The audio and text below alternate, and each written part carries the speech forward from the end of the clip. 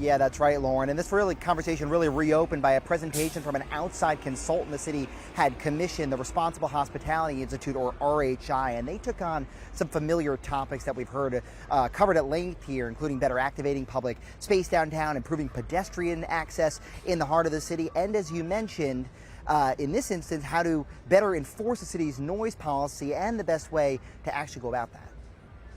Like, to me, just on the noise ordinance, to say, I've done this in 80 cities. You guys are using a sound ordinance that I don't think is best practice. Like, that is extremely helpful to me. That's Raleigh Mayor Janet Cowell referring to a major topic of discussion at tonight's meeting, the best way to enforce the city's noise ordinance, which was just changed last year. It no longer uses decibel levels for enforcement, but what's called the reasonable person standard. Cowell saying tonight she thinks that's too subjective and doesn't actually work. I felt just a tangible sense of relief listening to this conversation because I've struggled so much just in my 4 months. I just don't understand. I see no path in the current system.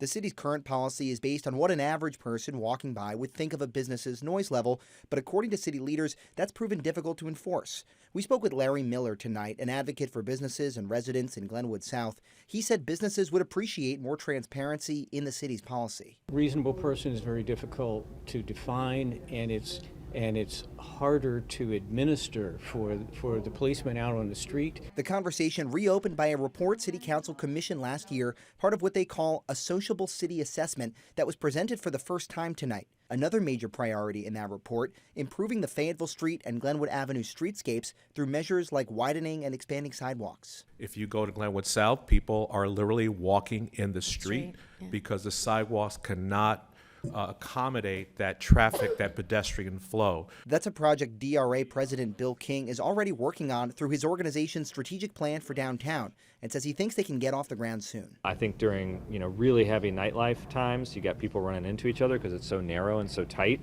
so that creates conflict as well. So there's a lot of reasons why the streetscape improvement in that district is really important.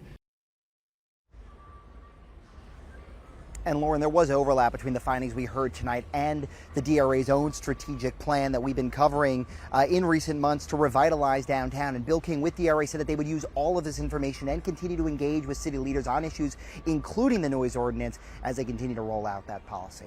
We're live in Raleigh. Sean Coffey, ABC 11, Eyewitness News.